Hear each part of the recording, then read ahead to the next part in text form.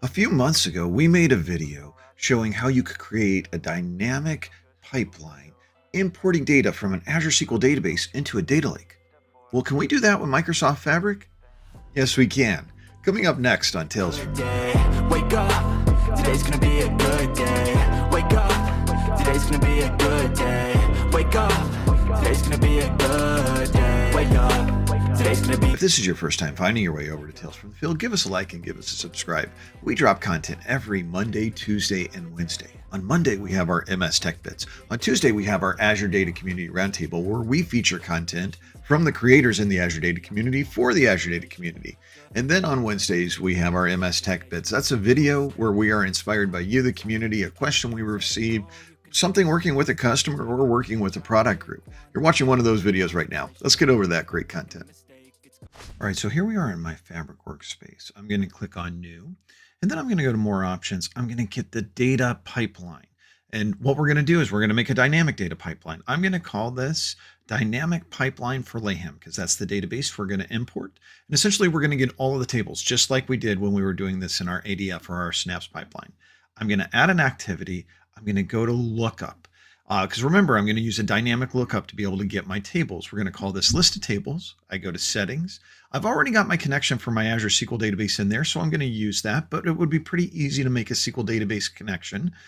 Then I go in, I just say the type Azure SQL database. I'm going to change this to query. Now, remember, we're doing a query. We're looking at the information table schema to be able to pull back a list of all the different tables. So let's make this a little bigger so you can see it. And then I'm going to just paste my statement in there. Select star from Layhem information schema tables. Boom, this should be enough. I go up to list tables. Now I add my for each loop.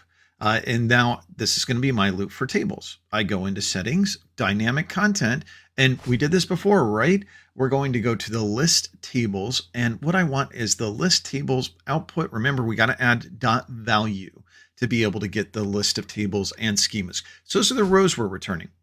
So I go in here, I make a copy data transformation within my loop tables. I'm going to click on copy data. Now let's configure it. This is going to be export tables to OneLake, not data lake, OneLake this time, right? We're going to our Lakehouse. So I go to my source, I select my Azure SQL database again.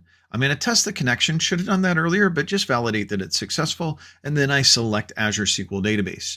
Now, I need to edit. This is where it gets interesting. We don't have the parameters or the data sets we dynamically configure. We do this in the activity. So I'm going to go up to tables, loop table. I'm going to go item, table underscore schema. Because remember, there's two columns we want, the table schema and then the table name.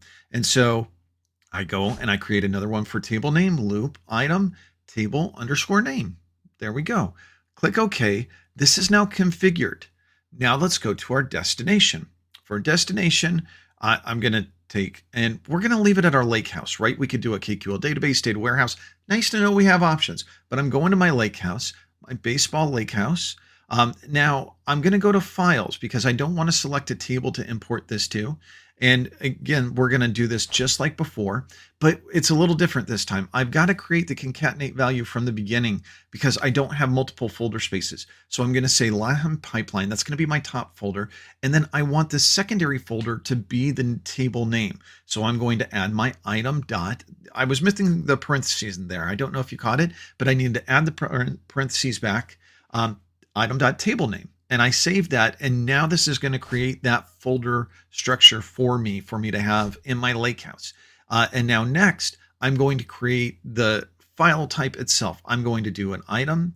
I'm going to say the table schema dot, and then I'm going to do the item dot table name. And then I'm going to say dot, and I'm going to add parquet. So I'm going to get schema dot table name dot parquet for my file type. This is good. Last time it took us a lot longer to configure this. Now we're pretty good to go. I can just click save. I can click run.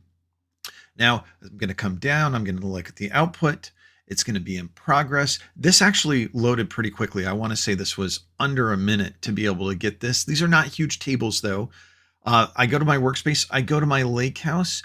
And in my Lakehouse, I can see there's my Layhem pipeline. If I expand this folder, magic, I've got all of my files, and there's my Parquet file. So what did we cover? Well, we covered a lot. We showed how to be able to make a dynamic pipeline, loading data from an Azure SQL database to be able to get multiple different tables and load them as Parquet values into our Lakehouse. And you know what we could do from there? We could create a table, we could read it into a notebook. So many wonderful possibilities. Maybe we'll do that next time. You know where we like to keep this going? Down in the comments. Is there something that you have a question about? Anything you'd like to see? We would love to hear from you. Thank you so much for joining us from Tales from the Field. Take care, everybody, and be good to one another. Bye. Set your affirmations, aspirations. I got shit to do, the aftermath of preparation.